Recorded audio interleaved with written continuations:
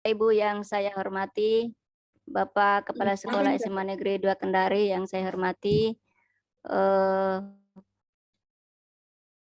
Ibu narasumber yang saya hormati, sebelum memulai acara ini, izinkan saya membacakan sebuah pantun. Jangan gunakan pisau yang tumpul untuk memotong jeruk bali, karena semua sudah berkumpul, mari kita mulai acara ini. Ya. Ke pasar baru membeli tomat, mengendarai sepeda motor. Bapak Ibu yang terhormat, izinkan saya jadi moderator. Bapak Ibu yang saya hormati,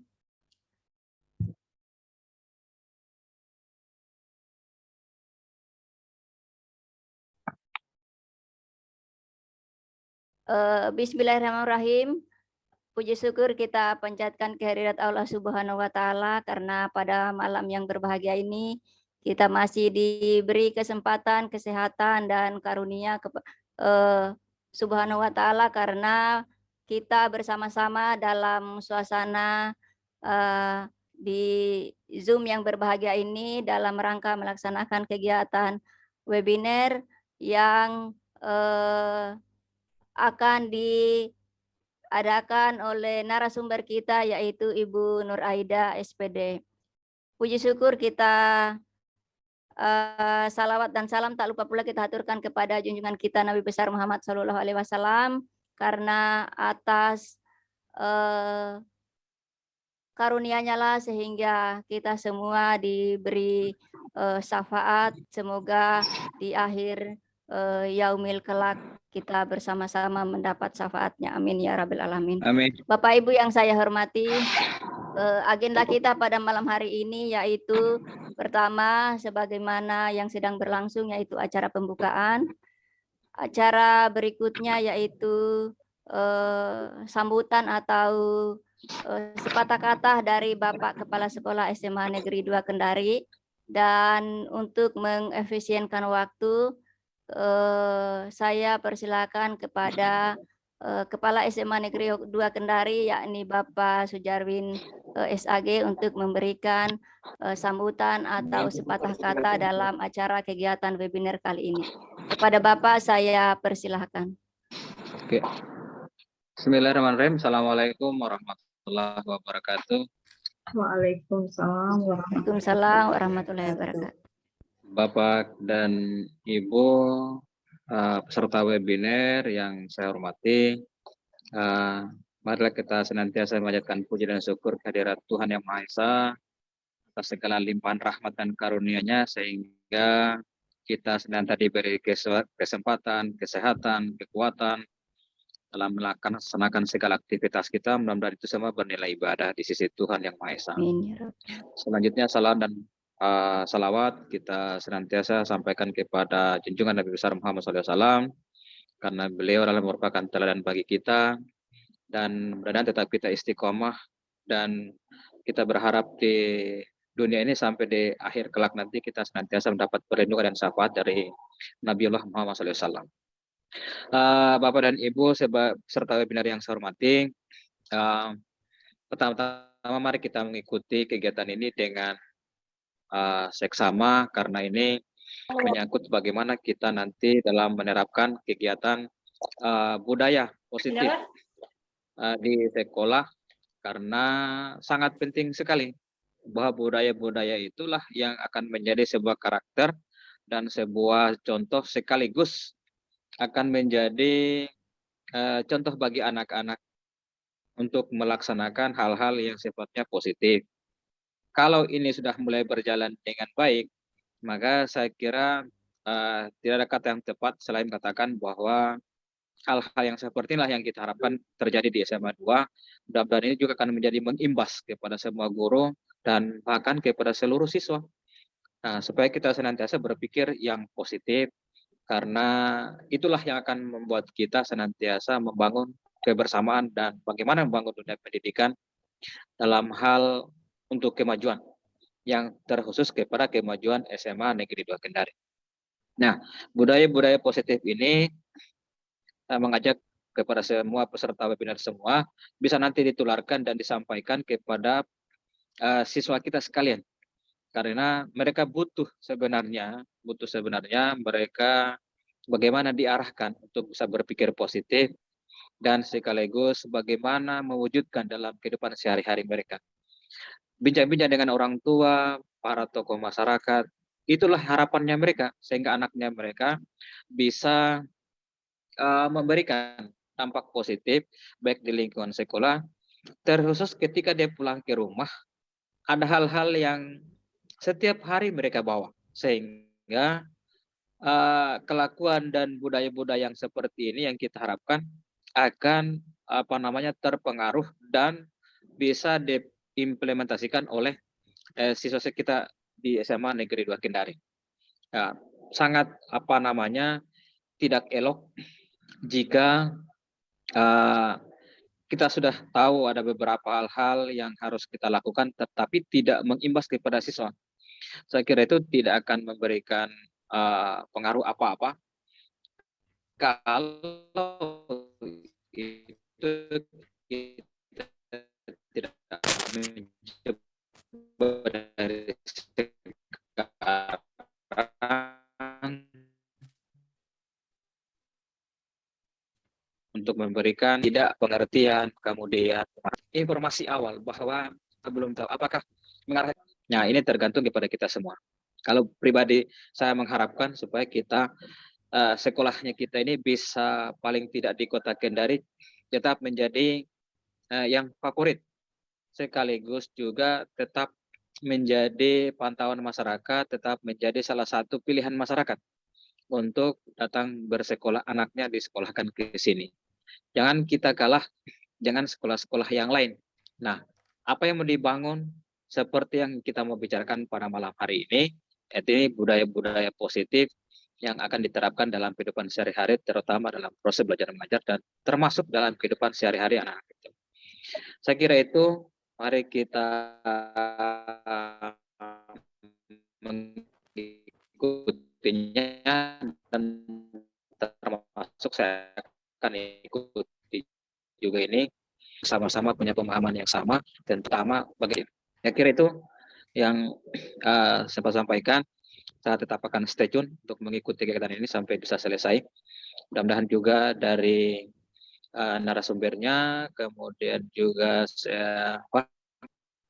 moderatornya Ibu Rasni, saya kira ini hal-hal yang bagus, ya, senantiasa dilakukan kolaborasi bersama semua yang memiliki kemampuan, sehingga teman-teman yang lain juga bisa juga melihat dan meniru bahwa ini juga bagi akun kecil tapi ini sangat berdampak besar.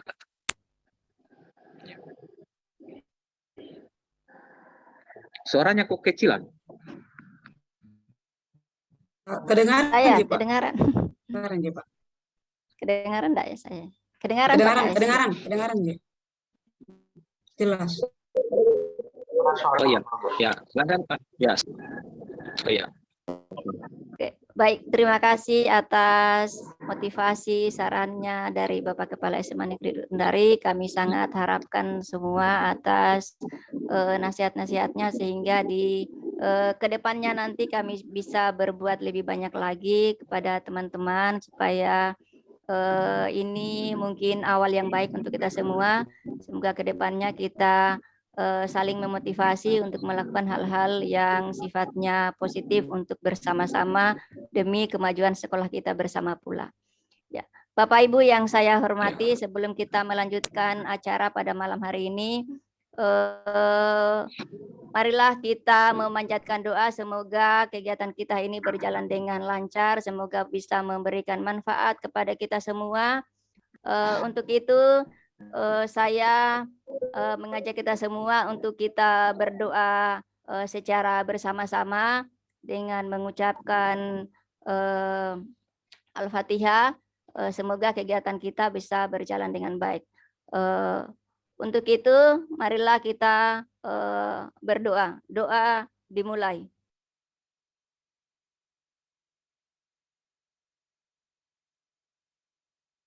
Doa selesai. Terima kasih Bapak Ibu yang saya hormati. Selanjutnya kita melangkah ke acara berikutnya, yaitu pemaparan materi dari narasumber kita, yakni Ibu Nur Aida SPD, supaya dan lebih mengefektifkan waktu lagi. Untuk itu, sebelum kita lanjut ke acara pemaparan materi, mungkin ada aturan umum yang harus kita sepakati bersama, bahwa dalam pelaksanaan pemberian materi nanti, kami sangat mengharapkan Bapak Ibu peserta supaya mengaktifkan kameranya, karena kegiatan kali ini kita akan melakukan perekaman sebagai bukti fisik untuk kegiatan kita pada malam hari ini.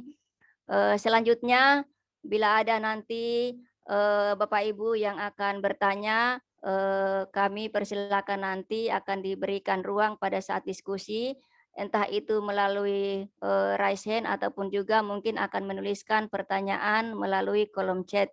Ya, dan nantinya akan dijawab oleh narasumber kita. Ya. Untuk itu, kepada narasumber kita Ibu Nur Aida SPD, saya persilakan untuk memaparkan malam hari ini. Kepada Ibu saya persilahkan. Baik, terima kasih. Assalamualaikum warahmatullahi wabarakatuh. Bapak Kepala Sekolah yang saya hormati, Ibu Ketua MKMP Biologi, Ibu Wahyuni yang sempat hadir, yang saya hormati, dan rekan-rekan semuanya yang sempat hadir pada kesempatan hari ini. Saya sangat berterima kasih dan bersyukur bahwa malam ini kita bisa mengadakan semacam diseminasi untuk pengimbasan kepada teman-teman guru kaitannya dengan materi budaya positif. Seperti apa yang ada di layar kita, saya sudah menampilkan tentang budaya positif itu. Ini yang merupakan materi inti kita pada malam hari ini, yang nanti akan dibagi menjadi beberapa sesi, beberapa bagian materi.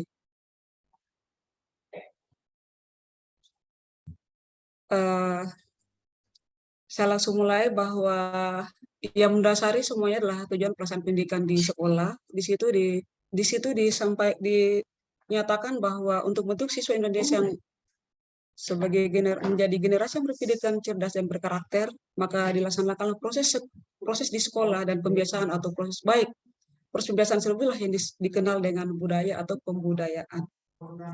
Nah, jadi berdasarkan apa yang dipaparkan tadi, maka di situ untuk beberapa materi yang akan disampaikan di sini adalah bahwa budaya positif ini hanya bisa ditanamkan atau bisa didapat jika kita menerapkan beberapa konsep inti, yang dalamnya adalah ada disiplin positif, ada motivasi perilaku manusia, ada posisi kontrol restitusi, ada keyakinan kelas, ada segi restitusi, dan semua itu adalah dikaitkan nanti dengan filosofi pendidikan menurut Ki Hajar Dewantoro, yang di dalamnya ada nilai-nilai dan peran guru. Salah satunya adalah peran guru penggerak. Nah, kita langsung masuk ke apa itu budaya positif. Jadi sebenarnya budaya positif itu adalah merupakan perwujudan nilai-nilai atau keyakinan universal yang diterapkan di sekolah. Karena kita ini bertumpu kepada sekolah. Jadi ini perwujudan nilai-nilai atau berarti ini merupakan kristalisasi dari seluruh apa yang kita lakukan dalam tata tertib dan seterusnya, itu adalah kita padatkan menjadi satu nilai-nilai atau keyakinan universal yang menjadi kesepakatan di sekolah itu tersebut. Nah, tentunya budaya positif ini harus diawali dengan perubahan paradigma, yaitu paradigma tentang bagaimana teori kontrol itu sendiri. Selama ini kan kita sebagai guru itu merasa berkewajiban mengontrol perilaku siswa agar memiliki perilaku siswa dan guru dengan yang guru harapkan. Pertanyaannya, apakah ini sudah tepat? Itu makanya ini nanti akan kita bahas melalui budaya positif ini sendiri. Nah, pertanyaan apa yang dilakukan untuk menciptakan budaya positif itu sendiri? Nah, jadi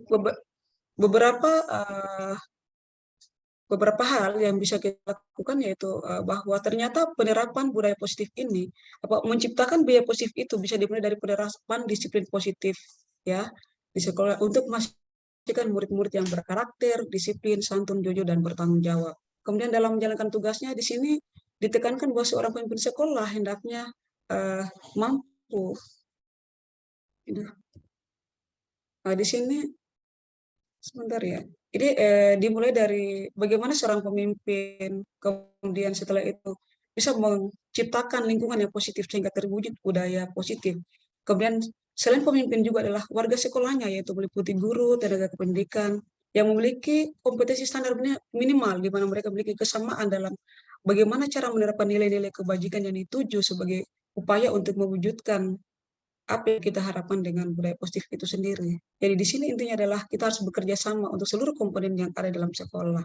Kemudian apa yang menjadi mendasari budaya positif ini sendiri? Ya di situ di sini saya dipaparkan bahwa pengembangan budaya positif itu dapat menumbuhkan motivasi intrinsik. Motivasi intrinsik itu dari dalam diri untuk menjadi pribadi yang bertanggung jawab, berbudi pekerti luhur, serta berakhlak mulia menuju profil pelajar Pancasila. Jadi bukan motivasi ekstrinsik yang berasal dari luar, tapi ini betul-betul berasal dari dalam diri siswa itu sendiri. Itu yang sangat diharapkan pada budaya positif itu sendiri. Nah sekarang pertanyaannya, apa saja yang termasuk budaya positif di sekolah? Di situ antara lain bisa melalui pelaksanaan tata tertib, karena di sini sudah pasti bahwa setiap sekolah itu mengharapkan bahwa tertibnya itu dipatuhi, karena di dalamnya ada unsur-unsur atau hal-hal yang menjadi pembeda antara baik dan buruk, boleh dan tidak boleh. Kemudian ada disiplin positif, cinta kebersihan dan lingkungan, kejujuran, religius, sifat toleransi, dan sikap nasionalisme. Ini hanya sebahagian saja, tapi mungkin masih banyak budaya positif lain yang bisa diterapkan di sekolah itu yang tergantung dari kesepakatan atau keyakinan sekolah itu sendiri. Lanjut lagi, nah saya kira ini sudah jelas bahwa dalam pelaksanaan tatib itu saya kira sudah merupakan di situ kita sudah ketahui bersama bahwa tata tertib berfungsi sebagai pembatas antara yang boleh dan tidak boleh, yang baik dan tidak baik bagi warga sekolah. Kemudian di situ sekolah juga membuat tata tertib ini untuk disepakati dan dijalankan bersama agar situasi sekolah berjalan dengan tertib dalam waktu yang lama dan sehingga program sekolah juga berjalan sesuai dengan aturan. Kemudian kebiasaan positif ini harus terus berkembang sehingga bisa menjadi karakter siswa. Nah, apa karakter yang diharapkan? Tentu saja karakter yang diharapkan adalah menjadi manusia serta anggota masyarakat tercantum dalam profil pelajar Pancasila, yaitu di dalamnya adalah beriman dan bertakwa kepada Tuhan Yang Maha Esa dan berakhlak mulia, ada kreatif, mandiri, gotong royong, berkebinekaan global, dan bernalar kritis. Nah, kemudian saya lanjut ke materi berikutnya, yaitu apa itu disiplin positif. Nah, disiplin positif di situ adalah ternyata pendekatan pedagogi yang didasarkan pada kekuatan tindakan positif, rasa tanggung jawab, konsekuensi, pemahaman logis, dialog, dan penghargaan terhadap hak dan kebutuhan terhadap perkembangan anak. Di sini, pada disiplin positif ini kita fokus pada solusi dan perbaikan tindakan dan saling menghargai. Jadi di sini fokusnya pada solusi dan perbaikan tindakan dan ada dasar saling menghargai. Jadi di sini kita fokus pada bagaimana memperbaiki karakter anak. Selanjutnya, ada beberapa teori disiplin positif yang disampaikan atau diletakkan oleh Diane, Socrates, dan Plato. Di situ pada intinya adalah disiplin diri adalah dapat membentuk seseorang menggali potensi dirinya sehingga itu bisa mengarah pada tujuan atau sesuatu yang dihargai dan bermakna. Dengan kata lain, disiplin diri juga mempelajari bagaimana mengontrol diri dan bagaimana menguasai diri untuk melakukan tindakan yang mengacu pada nilai-nilai yang kita hargai. Materi saya percepat karena kan ada sebentar kita akan adakan tanya jawab. Kemudian di situ ada beberapa teori motivasi perilaku manusia. Ini menjadi jadi sekarang saya ingin perjelas bahwa sebenarnya dalam hal penanganan tentang bagaimana budaya positif itu kita mesti mengetahui beberapa teori dasar tentang motivasi. Ada motivasi, kemudian teori kontrol, kemudian kebutuhan dasar manusia dan bagaimana segitiga restitusi. Di sini kita mulai dari motivasi perilaku manusia. Dari beberapa teori motivasi itu, beberapa ahli itu mengatakan bahwa motivasi adalah keinginan untuk berbuat sesuatu, sedangkan motif adalah kebutuhan atau keinginan atau dorongan. Jadi di sini motivasi merupakan keinginan yang terdapat pada diri individu, itu kemudian merangsangnya untuk melakukan tindakan atau sesuatu, atau alasan seorang untuk berperilaku. Di sini kata lain beberapa teori ini ada yang mengatakan bahwa motivasi adalah artinya menggerakkan. Jadi itu berarti ada terbentuk karena adanya kebutuhan yang tidak terpenuhi. Itu yang perlu kita garis bawahi, bahwa segala sesuatu yang dilakukan oleh manusia, motivasinya itulah karena adanya kebutuhan yang tidak terpenuhi. Jadi ada tujuannya. Itu ada kebutuhan yang tidak terpenuhi. Ini nanti akan kita cari apa saja kebutuhan manusia itu sebenarnya yang merupakan motivasi dasar manusia untuk bisa melakukan sesuatu. Sementara kita akan lihat kebutuhan dasar manusia. Di situ ini kita kaitkan dengan teori kontrol, bahwa menyatakan bahwa semua memiliki tujuan bahkan terhadap perilaku yang disukai maupun yang tidak disukai. Kemudian di situ dikatakan bahwa semua perbuatan itu memiliki satu tujuan. Selanjutnya, ini teori kontrol lanjutan di situ adalah di situ bahwa di semua organisasi itu sebenarnya sudah punya nilai-nilai kebajikan yang diyakini dan yang yang ingin dicapai oleh setiap anak. Namun dalam kegiatan kita di sini kita akan fokus kepada terwujudnya profil pelajar Pancasila. Di sini kita tampilkan teori motivasi yang diambil dari Dr. William Glasser, yang ini yang paling terkenal, bahwa yang menyatakan bahwa setiap perbuatan memiliki suatu tujuan, dan selanjutnya mengungkapkan bahwa tujuan sendiri dikaitkan dengan nilai-nilai kebajikan yang harus dimiliki oleh seorang, sehingga motivasi intrinsik nanti yang harusnya menggerakkan motivasi dalam diri untuk mencapai tujuan yang mulia. Nah, ini yang ingin saya tekankan, bahwa dari semua apa yang dilakukan oleh manusia, ternyata kita mesti, terutama kita guru, kita mesti tahu bahwa ada 5 kebutuhan dasar manusia yang mendorong kita melakukan sesuatu itu. Yang pertama adalah kebutuhan untuk bertahan hidup dan keamanan serta reproduksi. Yang kedua adalah kebutuhan kesenangan. Yang ketiga adalah kebutuhan cinta kasih dan diterima. Kemudian kebutuhan akan penguasaan atau diakui. Kemudian yang terakhir adalah kebutuhan akan kebebasan. Nah, inilah yang harus kita, ketika kita menangani siswa, maka ini yang harus menjadi dasar kita, bahwa ketika anak melakukan suatu perilaku, sebenarnya itu adalah ingin memenuhi 5 kebutuhan dasarnya ini. Nah, ketika itu tidak dipenuhi, maka dia akan melakukan berbagai cara, yang mungkin itu akan menyimpang dari tata tertib atau apa yang harusnya dilakukan. Dan jika ini kita bisa sama-sama ketahui, maka dalam menangani siswa yang melakukan perilaku apapun, kita sudah bisa tahu dasarnya, bahwa ternyata dia bersumber dari 5 kebutuhan dasar manusia itu sendiri. Jadi, kemudian kita kaitkan dengan disiplin positif. Jadi dalam rangka menciptakan lingkungan yang positif tadi, maka memang kita semuanya harus bersatu padu untuk bagaimana menerapkan disiplin positif agar terbentuk murid-murid yang berkarakter, santun, jujur, peduli, bertanggung jawab, dan kita menjadi pembelajar sepanjang hayat sesuai dengan standar kompetensi yang diharapkan. Jadi mungkin ini barangkali yang paling penting saya lewati. Kemudian di situ saya ingin menekankan tentang adanya hukuman dan penghargaan. Menurut teori Gosen, dikatakan bahwa hukuman penghargaan itu hanya akan memberikan efek jera sebentar, tetapi pada akhirnya dia akan kembali kepada perilaku awal. Jadi di dalam menangani perilaku anak, maka kegiatan hukuman penghargaan ini ternyata dia dianggap sebagai nomor yang terendah. Akan kita lihat nanti ada beberapa 5 cara posisi guru dalam menangani anak untuk menanamkan budaya positif. Nah, di sini saya ingin saya lewati ini. Nah, ini yang saya ingin bahwa 5 posisi kontrol restitusi yang guru harus ketahui. Dan ini merupakan rekomendasi adalah posisi kelima, yaitu posisi manajer. Ya, di mana posisi yang paling rendah adalah posisi pemberi hukuman, dan posisi kelima adalah posisi manajer. Kita akan bisa lihat di mana saya akan menjelaskan di sini ada 5 posisi ini. Oh, ternyata saya tidak ini ya. Oke. Tidak ada di sini, tapi oke, saya menyebutkan saja bahwa posisi pertama adalah posisi pemberi hukuman atau penghukum. Ketika guru dalam menangani masalah, kemudian kita menempatkan siswa bahwa ketika dia melanggar kita langsung memberikan hukuman, maka di situ kita sudah membuat identitas diri siswa itu gagal. Jadi di sini punya dampak, di mana dampaknya adalah siswa dapat mengalami efek jera, tetapi itu hanya sebentar. Kemudian dalam jangka waktu yang lama, siswa akan memberikan dendam buat guru yang memberikan hukuman itu sendiri. Karena yang disebut hukuman adalah sebenarnya di situ tidak ada unsur mendidiknya. Itu misalnya contoh ketika siswa terlambat 5 menit disuruh keliling lapangan, itu adalah hukuman. Tetapi kalau misalnya yang diberikan adalah yang bersifat edukatif, misalnya disuruh menyadari kesalahannya, kemudian merenungkan, kemudian kalaupun kita memberikan tugas adalah tugas edukatif, itu yang sebenarnya diharapkan. Oke, yang kedua adalah ada yang namanya posisi pemberi rasa bersalah. Pemberi rasa bersalah adalah kita guru dalam menangani siswa, di mana di situ kita menggunakan bahasa yang memelas, kemudian kita minta dikasihani. Nak, sudah berapa banyak saya berikan sesuatu kepada kamu, tetapi kamu kasih begitu Bu Guru.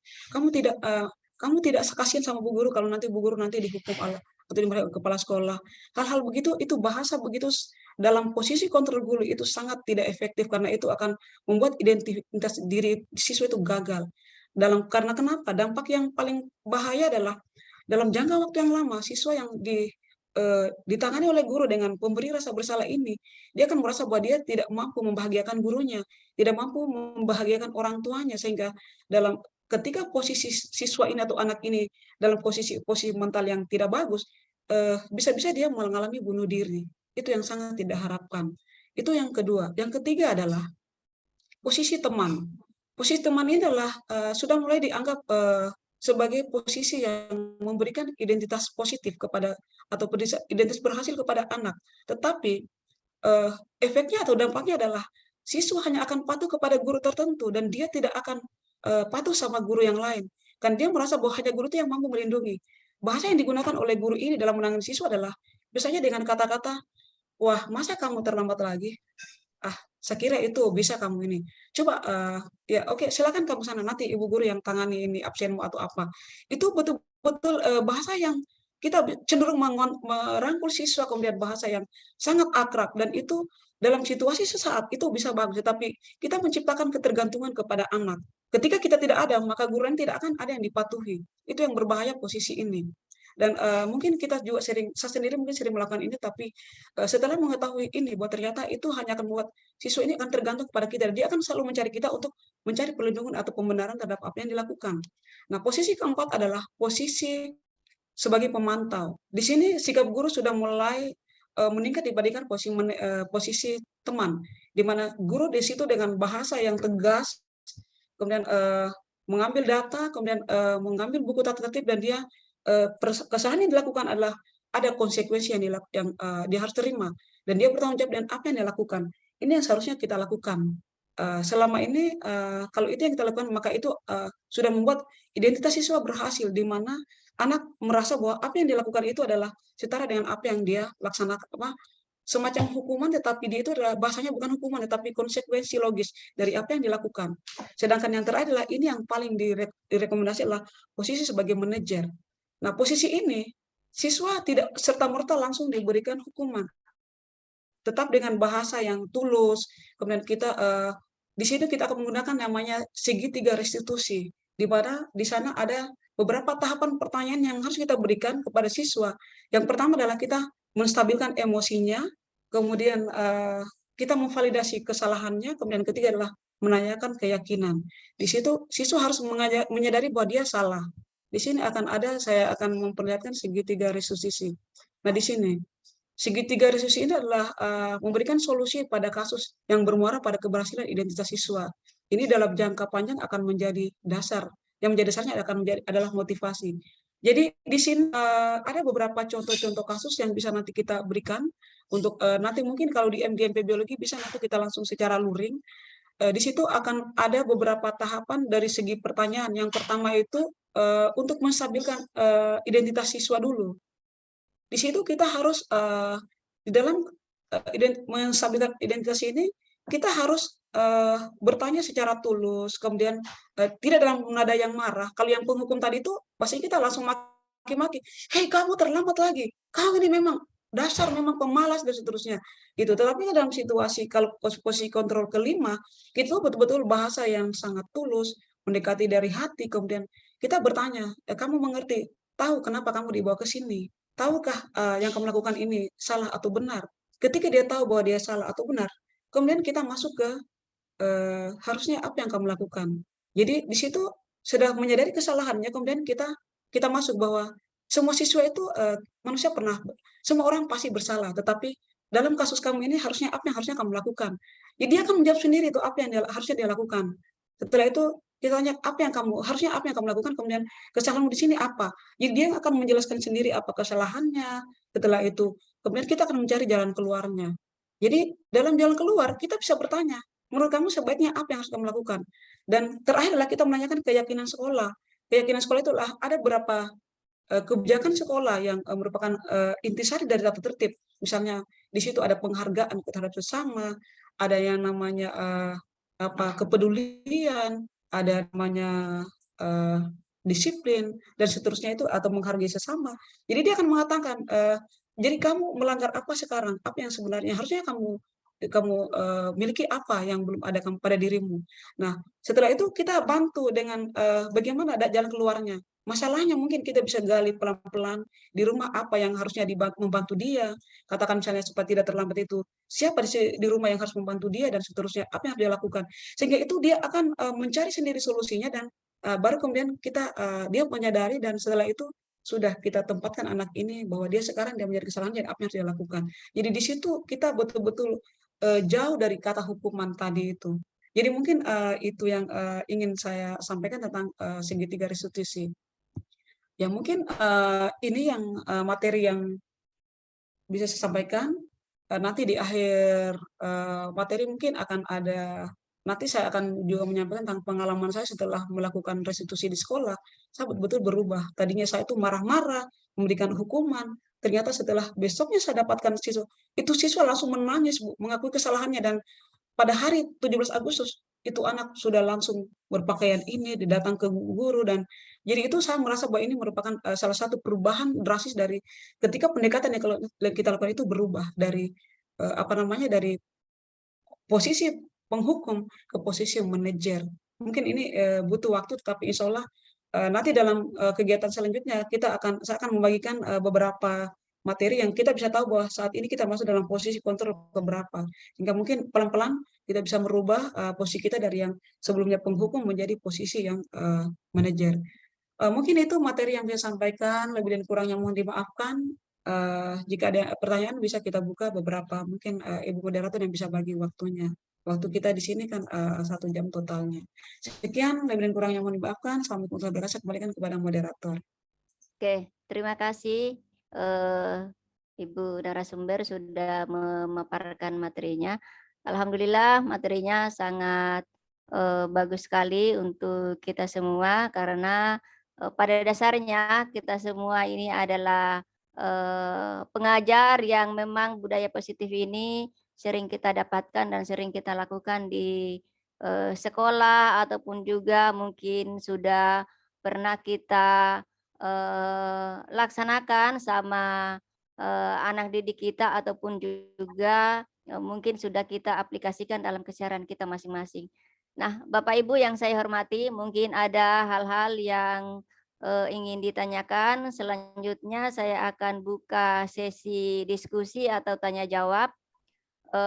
Untuk itu, Bapak Ibu yang memiliki pertanyaan, mungkin ada hal-hal yang ingin ditanyakan berkaitan dengan budaya positif, mungkin ada pengalaman di sekolah atau mungkin sudah memberikan budaya positif tersebut di kelasnya masing-masing atau mungkin terhadap anak-anak di sekolah. Ada hal yang ingin ditanyakan, mungkin saya persilakan. Sebelumnya mungkin ini ada pertanyaan dari kolom chat, mungkin bisa saya bacakan. Ini ada dari Ibu Puji Lestari. Ya, Assalamualaikum warahmatullahi wabarakatuh. Kalau di tata tertib tertulis bahwa siswa yang terlambat tidak diperbolehkan masuk, dalam hal ini ditutupkan pintu, dan itu memang terlaksana. Bagaimana menurut pendapat pemateri tentang hal tersebut? Ya.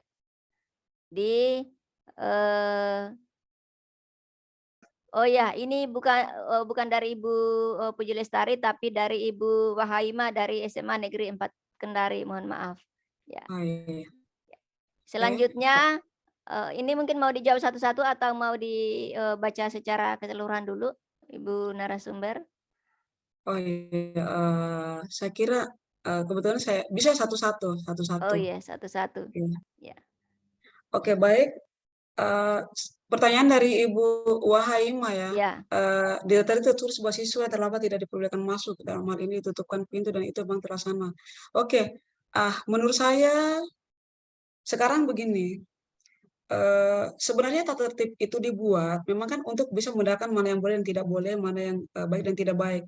Namun dalam kristalisasi tata tertib itu sebenarnya eh, di sini dianjurkan kita mengadakan dulu keyakinan sekolah. Keyakinan sekolah itu adalah kita ada satu fase yang harus kita lakukan dulu kembali sebenarnya, bahwa tata tertib itu tujuannya intisari dari tata tertib itu adalah apa? Misalnya ketika siswa tidak dia datang terlambat, kemudian itu sebenarnya nilai apa yang dia tidak penuhi di situ, berarti nilai disiplin. Maka di sini, eee, kalau untuk kesepakatan sekolah sudah menerapkan bahwa dia tidak boleh masuk, ini kita perlu dudukan bersama kembali sebenarnya, karena, hampir semua sekolah ini yang menjadi permasalahan. Tata tertib sudah dibuat, tetapi keyakinan sekolah belum dibuat. Nah, sekarang kita melihat kembali, apakah cara kita menutupkan pintu ini, di dalam segitiga restitusi atau untuk budaya positif itu sudah tepatkah dalam penanganannya sesuai dengan, profil pelajar Pancasila? Karena di situ dikatakan bahwa semua yang kita lakukan itu adalah, bersifat kepada murid. Nah, sekarang kemudian kita tetap memperhatikan tumbuh kembangnya anak. Nah, jadi, untuk pertanyaan yang ini, menutup pintu itu mungkin perlu ditinjau kembali, ya, perlu ditinjau kembali, karena masih ada tahapan lain yang harus dilakukan dulu. Karena kalau, itu langsung hukuman.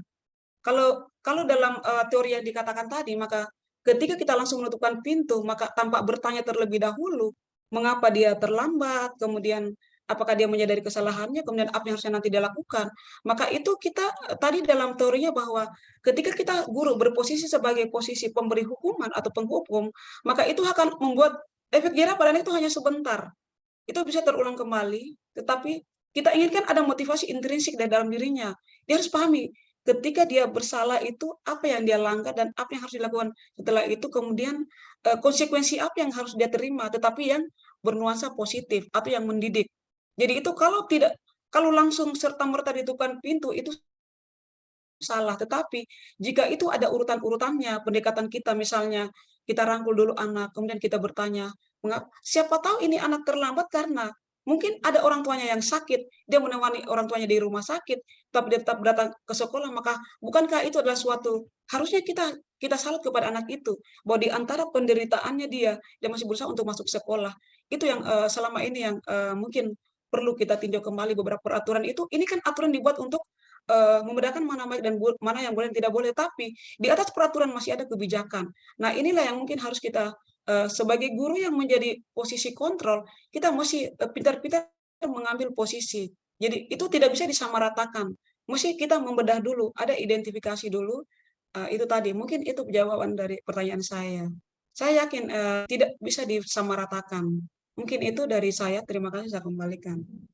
oke, baik, terima kasih. Jadi pada dasarnya bahwa eh, pelaksanaan siswa yang terlambat kemudian ditutupkan pintu bahwa itu adalah bukan kesalahan siswa semata, tapi itu perlu eh, identifikasi terlebih dahulu. Apakah memang siswa itu terlambat ada faktor lain sehingga memang bisa diberikan kesempatan untuk bisa masuk ataupun juga mungkin karena faktor kesengajaan. Tetapi pada Iya, dasarnya mungkin saya berpikir bahwa kalau itu kita sifatnya menerapkan disiplin ya, budaya positif itu bukankah dengan memberikan menutup pintu seperti itu bahwa kita di sekolah sudah menanamkan budaya positif sehingga mungkin untuk teman-temannya yang lain tidak akan melakukan hal yang seperti itu, ya. Bagaimana kalau yang, statusnya seperti itu, misalnya? oh iya.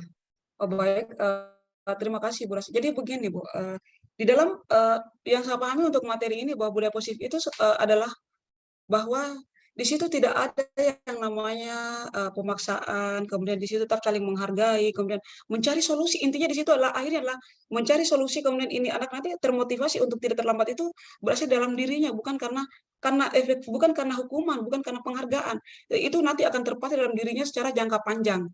Jadi coba bayangkan Bu, kalau kita menerapkan disiplin yang salah. Misalnya kita serta-merta menentukan pintu, kita kasih sama rata karena kita ingin dianggap bahwa kita menerapkan disiplin, tetapi kita lupa bahwa itu sebenarnya tujuanlah untuk siswa itu sendiri seperti apa. Kita kan di sini kan ujung dari tujuan pendidikan itu kan untuk membentuk karakter, Bu. Karakter yang bertanggung jawab, yang peduli, yang menghargai sesama, yang memiliki akhlak mulia dan yang ada pada profil pelajar Pancasila. Itu intinya. Jadi semua apa yang menjadi sumber daya di sekolah, guru, kepala sekolah, sarana prasarana tujuannya cuma satu, untuk bagaimana siswa ini dituntun untuk menjadi siswa yang berakhlak mulia dan berakhlakul karimah. Itu intinya. Jadi kita tidak boleh lupakan itu. Jadi tentang bagaimana dia terlambat atau melakukan salah. Sekarang pendidikannya sini adalah guru. Siswa adalah tempatnya salah, tetapi guru itu bagaimana kita harus hati-hati dalam menempatkan posisi kontrol. Karena kita kalau salah dalam menangani siswa, maka kita sudah membuat kesalahan jangka panjang, yaitu bayangkan kalau siswa yang kita hukum itu ternyata dia adalah melakukan sesuatu yang baik, tetapi ternyata kita berikan hukuman.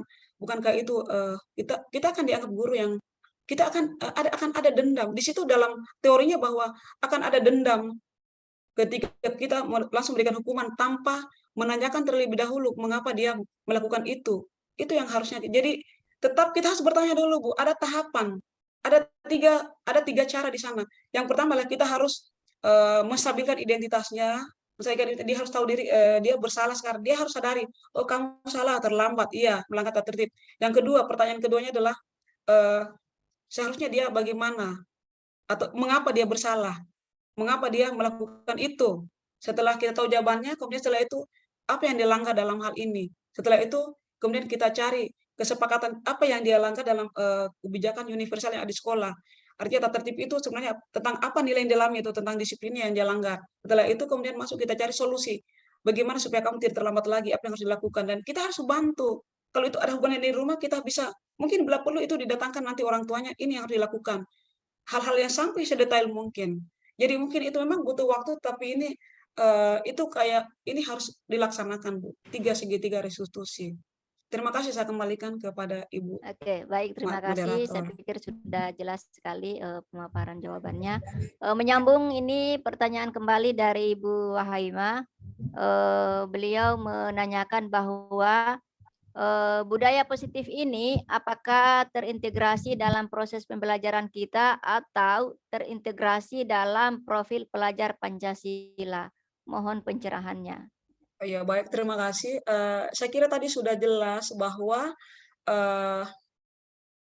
filosofi pendidikan Ki Hajar Dewantara itu yang dia menanamkan bahwa kita guru di situ adalah menuntun siswa, bukan kita tidak guru di situ ibaratnya seperti petani yang hanya menuntun, bukan untuk merubah, ya. Jadi sekarang bagaimana siswa dituntun untuk menjadi pribadi yang baik, karakter yang baik itu caranya dituntun pelan-pelan.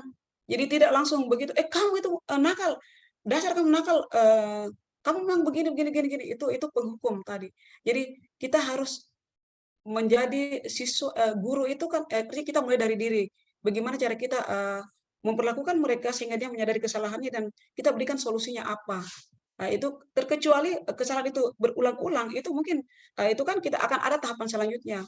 Akan ada saya kira semua sekolah sudah punya cara itu dengan berbagai macam cara dengan memanggil orang tua siswa, kemudian kita dudukkan bersama apa yang menjadi masalahnya sehingga baru pada tahap terakhir yang harus kita lakukan. Saya kira itu yang harus kita lakukan. Tadi sudah ada saya kira di dalam salah satu teorinya tentang bagaimana itu Ki Hajar Dewantara itu mengibaratkan bagaimana itu anak itu seharusnya. Saya kira itu, Bu, untuk profil pelajar Pancasilanya. Oke, terima Terintegrasi kasih ke sana barangkali. Terima Ibu kasih. pemateri. Selanjutnya ini masih ada pertanyaan dari kolom chat Ya, dari Ibu Puji Lestari. iya. Beliau menanyakan bahwa menganalisis suatu materi tertentu dalam kelas adalah pembiasaan positif dalam proses PBM. dimulai dari fase A, B, C, D, dan F. Namun, kenapa pembiasaan positif itu tidak sama keberhasilannya? Faktor apa penyebabnya? Jadi itu pertanyaan dari Ibu Puji Lestari. Mungkin bisa Oh iya, sampaikan pemaparan jawabannya. Iya. oke baik. Terima kasih Ibu Puji. Kalau kita bicara fase ini kan, kalau fase ABCD itu kan memang ada kaitannya dengan tahapan usia siswa sebenarnya dalam penanganannya. Jadi sebenarnya begini, kalau untuk kenapa pesan positif itu tidak sama keberhasilannya. Saya kira ini banyak faktor, Bu. Kita di sini penekanannya kita untuk penanganan siswa itu apakah di dalam kelas ataupun di luar kelas itu, saya melihat bahwa di sini harus kita guru dulu satu kata dulu, satu pemahaman dulu. Kita harus memahami dulu 5 motivasi dasar manusia itu dalam 5 kebutuhan dasar manusia itu apa saja. Dan itu berlaku untuk guru dan siswa, di mana ketika kebutuhan itu tidak terpenuhi, maka siswa akan mencari jalan yang lain. Contoh misalnya anak yang tidak mendapatkan kasih sayang di rumah, dia akan mencari kadang mencarikan cara-cara lain di sekolah itu sehingga mengganggu temannya supaya dia dapat perhatian. Atau jadi setiap manusia itu punya tapi kita di sini kebutuhan 5 kebutuhan dasar itu berbeda kapasitasnya atau berbeda apa ya? Berbeda kapasitasnya. Ada yang misalnya kebutuhan dasarnya misalnya dia adalah penguasaan, maka dia anak yang kebutuhan dasarnya penguasaan atau butuh pengakuan, itu kalau dia tidak menjadi ketua kelas, dia akan mencari cara untuk bagaimana dia sehingga dia menjadi ketua kelas. Itu contoh. Yang kedua, anak yang butuh yang tidak terpenuhi kebebasannya di rumah. Misalnya di rumah itu dia dikungkung, maka dia akan mencari cara kebebasan itu dia akan lampiaskan di luar. Itu bisa kita lihat dari aneka macam tipe siswa kita.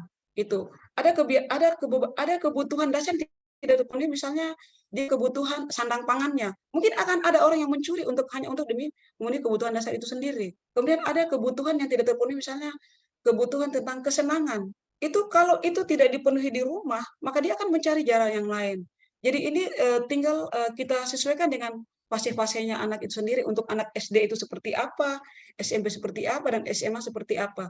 Dan di dalam teorinya itu kan setiap ada ilmu psikologi yang menyatakan bahwa untuk anak tipe seperti ini di anak-anak itu pembiasaan dulu. Umur ini, umur remaja itu sudah mulai ada tanggung jawabnya dan seterusnya. Jadi itu memang ini satu paket materi ini sebenarnya sangat banyak, tetapi kita hanya mengambil intisarinya. Jadi itu sekali lagi penekanannya adalah di sini penekanannya adalah kita guru. Kita guru harus pahami tentang psikologi anak, kemudian kebutuhan dasar yang dipenuhi itu anak apa saja, kemudian kita bisa gali dari rumahnya. Kalau kita gali di rumah, ternyata anak ini ada anak yang represif. Ternyata di rumah itu apa yang diperoleh. Dan itu kalau kita tangani siswa dan orang tua datang, itu kita bisa menyadarkan orang tua. Ternyata anak ini mungkin terlalu dikucilkan sehingga dia di sekolah itu ada kebutuhan yang tidak terpenuhi, dia tidak diterima oleh temannya sehingga dia melakukan hal-hal yang aneh-aneh. Contoh. Tetapi kalau 5 kebutuhan dasar tadi kita ketahui dan kemudian kita bisa menempatkan 5 posisi kontrol tadi itu, insya Allah dengan segitiga restitusi, itu insya Allah kita bisa dapatkan anak-anak yang insya Allah sesuai dengan profil pelajar Pancasila. Tapi ini semua adalah upaya, tentang bagaimana hasilnya itu kita hanya manusia biasa dan kita hanya berupaya, tidak akan ada yang sempurna. Mungkin itu yang saya bisa jawab.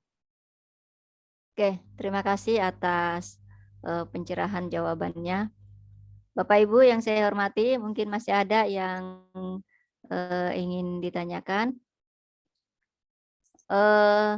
Oh, ini Ini ada lagi pertanyaan ya dari Ibu Aminah Tahir. Iya. Beliau menanyakan bahwa misalnya ada kasus siswa yang hadir di sekolah tapi tidak masuk belajar, alias dia bolos pada mata pelajaran tertentu. Iya. Bagaimana cara penanganannya dari 5 cara kontrol guru tadi? Mana yang pas? Terima kasih. Ya, itu Oke. mungkin pertanyaannya Ibu pemateri. Saya persilahkan untuk Baik, terima memberikan kasih Bu jawaban. Moderator. Jadi kita tetap kalau untuk saya sendiri dengan setelah memahami ini dan itu kita coba lakukan itu Yang harus kita lakukan adalah tetap kita memanggil siswa itu, tidak bisa kita langsung teriak, "Hei kau ini memang nakal sekali, sudah berulang kali kamu terlambat." Tetap itu tidak boleh dilakukan.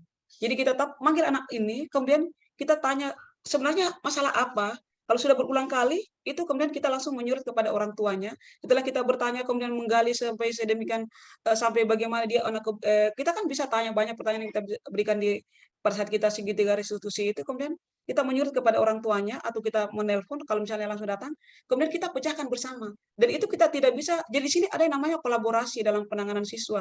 Tidak bisa guru hanya sendiri, siswa tidak bisa sendiri. Jadi di situ kita libatkan orang tua siswa, melibatkan wali kelasnya, melibatkan temannya mungkin yang memang bisa atau keluarga dekatnya di rumah, itu semuanya harus punya peran di dalamnya sehingga ini anak ini sebenarnya di mana letak masalahnya.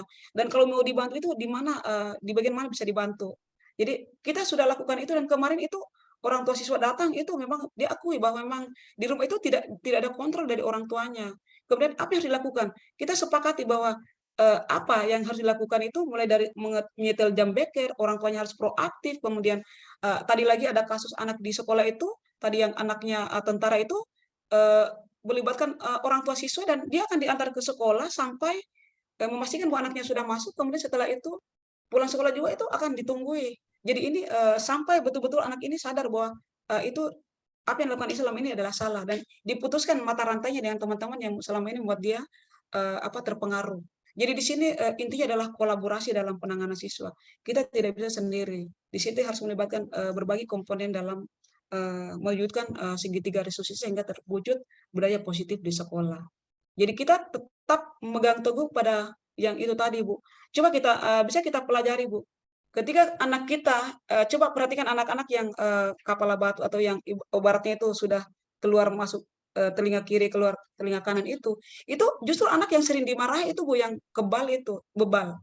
Tetapi kalau kita robah itu cara pendekatan kita, mungkin akan lambat, kita akan dianggap aneh, tetapi kita pelan-pelan kita sentuh hatinya, di situ dikatakan bahwa bahasa yang digunakan adalah bahasa yang tulus, dari hati, bukan, pura-pura, betul-betul tulus, karena kita mau memperbaiki anak ini. Tapi kalau baru datang, "Eh, kau itu memang kau lagi ya, awas," pokoknya dari bahasa itu sudah, kita sudah itu identitas siswa sudah gagal itu. Dan mungkin itu tapi ini adalah teori dan, kita coba praktekkan, tetapi saya pelan-pelan bisa mulai melakukan itu dan insya Allah dan saya rasa itu, berbeda, Bu, dengan saya lakukan cara-cara yang 1, 2, 3. Ada tujuannya, kalau untuk tujuan teman, ya itu beda lagi. Itu hanya untuk mungkin itu hanya kita guru itu yang akan disenangi nanti, guru lain tidak akan dihormati itu. Dia akan, kita guru lain itu jelek, hanya guru ini yang benar. Itu ya, saya juga mungkin ada kesalahan saya sebelumnya dan ini saya baru sadar setelah materi ini kita baru dapati, Bu, kita baru ujiankan kemarin dan saya menyadari banyak kesalahanku di sini dan saya coba masuk kepada posisi kontrol kelima yaitu sebagai manajer. Yang paling kurang-kurang mungkin posisi keempat sebagai pemantau. Tatip, kamu lakukan ini tetapi itu tetap masih dianggap, eee, levelnya di bawah daripada posisi manajer. Terima kasih, mungkin itu jawaban dari saya. Oke, baik. Terima kasih atas penjelasan jawabannya. Ini lagi Bu, masih ada pertanyaan dari Ibu Aude Rahmawati. Iya. Beliau menanyakan bahwa bagaimana menanamkan budaya positif di lingkungan sekolah di tengah tantangan arus globalisasi yang terkadang banyak nilai budaya yang bertentangan dengan nilai budaya positif yang diharapkan. Ya. Jadi itu pertanyaannya, mohon jawabannya dari narasumber. Ya, terima kasih. Terima kasih, Ibu. Ya, jadi di sini saya harus, mengatakan bahwa di sini saya bukan pakar, hanya kebetulan saja itu menerima materi ini dan kita coba mengimbaskan ke teman-teman. Satu yang saya pegang bahwa, ini ada satu langkah yang harus ditempuh oleh sekolah. Semua sekolah itu harus ada yang namanya keyakinan sekolah. Keyakinan sekolah itu adalah merupakan, duduk bersama, mencari intisar dari tata tertib yang kita sudah buat itu. Nilai-nilai apa sebenarnya yang ada dalam tata tertib itu sehingga itu yang menjadi tujuan kita. Jadi, nanti modelnya bukan karena pelanggarannya, tetapi dia mengacu kepada nilai budaya apa yang dia belum penuhi di situ. Misalnya dia memukul temannya tanpa ada rasa, maksudnya tidak bertanya langsung mentampar. Itu di situ nilai apa yang dia langgar di sana. Jadi bukan karena kamu melakukan ini, kesalahanmu adalah itu. Jadi nanti murahnya nanti ke sana itu, bahwa, tata tertib itu adalah merupakan alat saja, tetapi intinya adalah sebenarnya nilai-nilai dari tata tertib itu adalah apa? Di dalamnya adalah nilai apa? Nilai kemanusiaan, nilai saling menghargai, nilai saling menyayangi, cinta kasih. Jadi nanti murahnya sana berarti apa yang dia tidak penuhi ini anak adalah itu. Jadi nanti seperti itu modelnya. Jadi kalau untuk saya kira masing-masing sekolah punya cara untuk menegakkan budaya positif ini, tetapi setelah materi yang kita peroleh ini ternyata ada satu tahapan setelah tata tertib. Jadi itu harus dikaji dari sebelum masuk sekolah dan duduk bersama mulai dari kepala sekolah, guru-guru dan siswa. Kemudian kita ambil satu, misalnya tata tertib dilarang membawa senjata tajam. Nilai apa yang di dalamnya? Di situ ada nilai keamanan.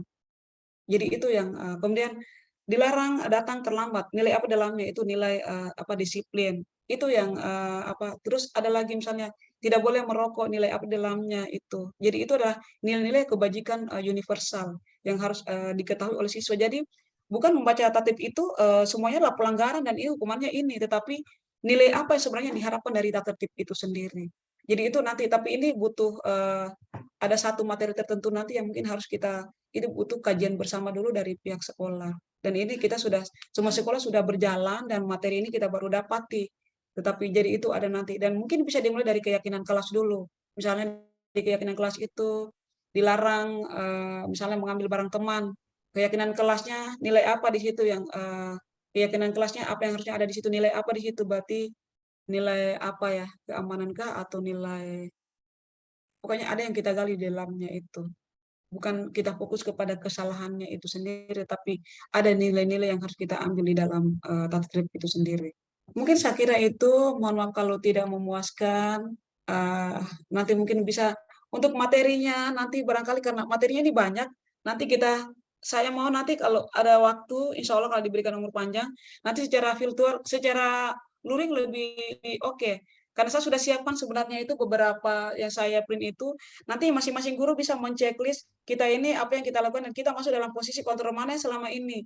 Kemudian nanti kita akan coba pilah dan bagaimana cara-cara penanganan kasus untuk seperti ini dengan mencoba menerapkan segitiga restitusi, yaitu menstabilkan identitas anak, kemudian validasi kesalahan dan kemenangan keyakinan. Karena anak yang dalam posisi salah, dia tidak akan menerima apunnya kita kasih kalau kita belum validasi kesalahan. Validasi kesalahan itu misalnya, ya semua orang pasti bersalah. Jadi kita terima dulu itu. Ibu guru juga pernah bersalah, tetapi pasti akan ada jalan keluar. Di situ anak mulai mendengar kita itu. Tetapi pertama kamu tahu kenapa kamu dipanggil, ya kamu tahu kesalahanmu apa, ya apa kesalahanmu. Ya terus alasanmu kenapa kamu bisa melakukan itu. Dia akan cerita itu. Dia akan cerita apa penyebabnya dan seterusnya. Setelah dia menyadari semuanya, jadi harusnya seperti apa? Dia akan bicara juga itu. Biarpun dia terbata-bata, dia akan ini. Kemudian kita bantu. Jadi sebaiknya apa yang harus dilakukan? Nah, di situ kemudian kita bisa bantu di situ solusinya apa? Kita akan cari bersama dan insya Allah kita ketemu. Mungkin di situ harus melibatkan orang tuanya, temannya, wali kelasnya, gurunya, siapa-siapa di situ yang harus terlibat. Mungkin itu yang apa yang saya sampaikan. Terima kasih. Oke, baik. Terima kasih Ibu Aida atas penjelasannya. Mungkin masih ada yang ingin ditanyakan Bapak Ibu tentang budaya positif di sekolah, dan saya pikir ada banyak hal yang terjadi di sekolah ya yang berhubungan dengan budaya positif ini. Kita masing-masing punya penanganan sendiri-sendiri. Mungkin ada yang bisa kita diskusikan bersama. Kira-kira bagaimana kalau kita mengatasi hal yang sifatnya untuk pengembangan budaya positif ini. Apakah dari Bapak Ibu mungkin ada pernah melakukan kegiatan-kegiatan atau hal-hal mungkin pernah memberikan hukuman atau larangan kepada siswa, ataupun siswa itu sendiri mungkin ada yang pernah melanggar tentang hal-hal yang sifatnya tentang pelanggaran budaya positif itu sendiri. Mungkin ada banyak hal yang bisa kita diskusikan. Kami persilakan kepada Bapak Ibu, mungkin ada yang ingin tanyakan kembali. Mungkin Pak Trianto mungkin bisa memberikan kami pencerahan, Pak, Oh, ada tentang Pak hal Trianto budaya ya? positif, iya. Oh Atau ya, aduh, Ibu mohon maaf Pak Wahyuni ya. mungkin, Terima Bu, kasih. Ya, saya masih ingatkan kita sudah waktu kita cuma bergabung, 60 Pak, menit Bu ya. Ibu, Bu, iya. oke, nanti kita akan Iya, padatkan. Iya, oke. silakan. Silakan baik. Ibu Wahyuni, iya. Baik, terima kasih. Sangat menarik sekali budaya positif ya. Baik, saya hanya sedikit memberikan sedikit apa yang saya tahu juga ya. Jadi budaya positif itu sudah betul sekali yang disampaikan oleh Ibu Ida. Kita mulai dari keyakinan kelas. Nah, keyakinan kelas itu dari anak-anak ya, dari anak-anak Ya, kita gali apa sih yang menjadi kesepakatan kita. Nah, ini ya, setelah dari anak kita jadikan semacam keyakinan kelas ya.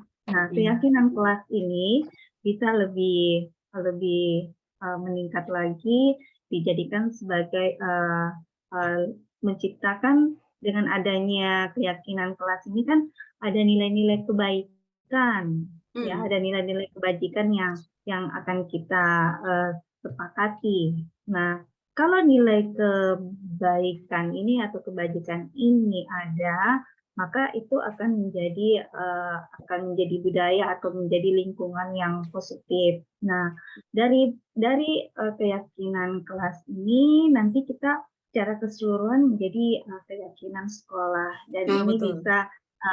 bisa dirujuk untuk nanti bisa menjadi salah satu tujuan sekolah atau misi sekolah yang bisa direkomendasikan nanti. Karena tepat sekali tadi Ibu Ida mengatakan bahwa hukuman itu tidak tepat, itu sangat tepat sekali bagi saya.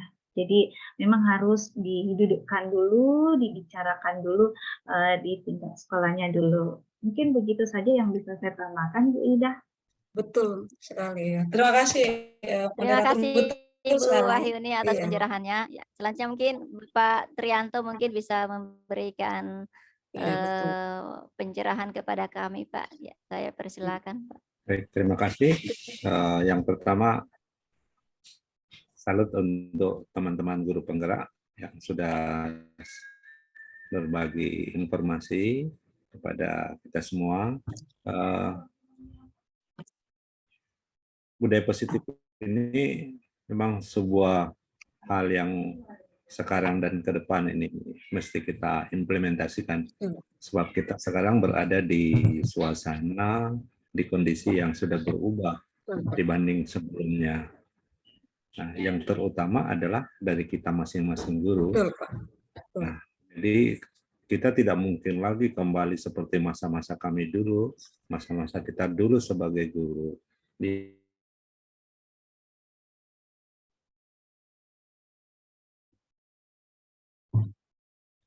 Tapi ada suaranya, Raka.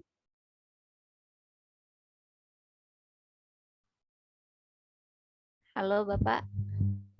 Hilang suaranya.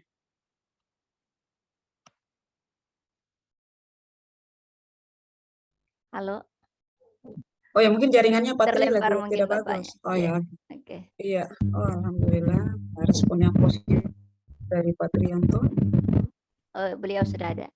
Bisa dilanjutkan mungkin, Pak? Silakan, Pak. Ya, jadi hal-hal yang positif yang kita peroleh mengikuti perkembangan itu, seperti antara lain yang dijelaskan oleh Ibu Raida, Ibu Wahyuni, itu ayo kita implementasikan secara bertahap.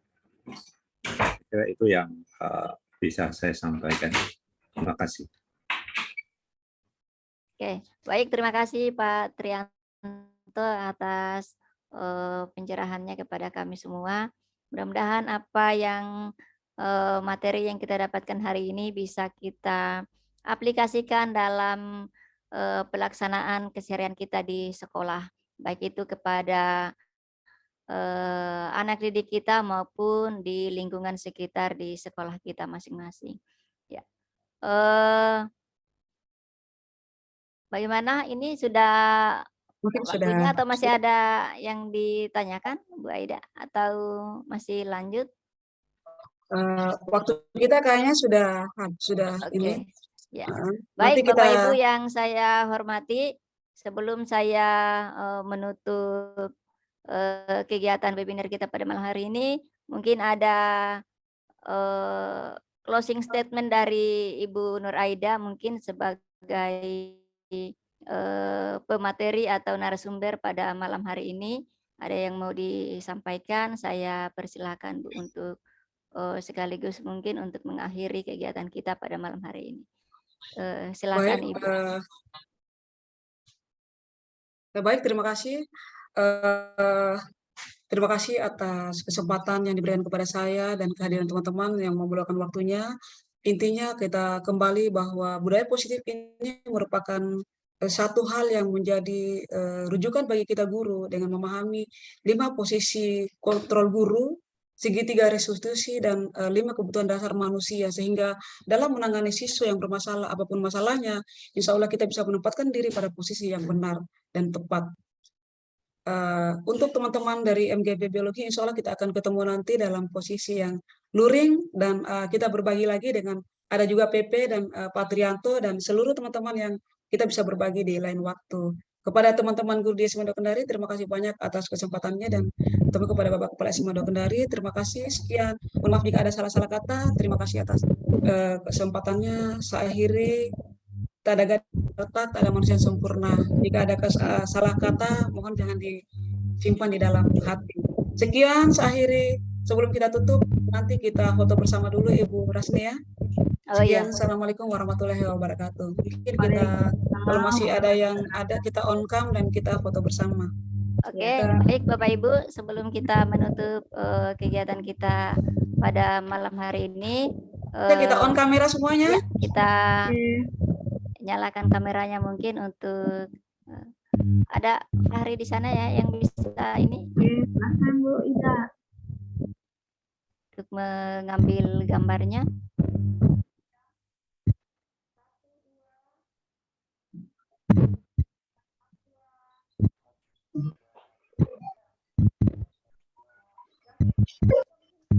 Oke, layar berikut ya.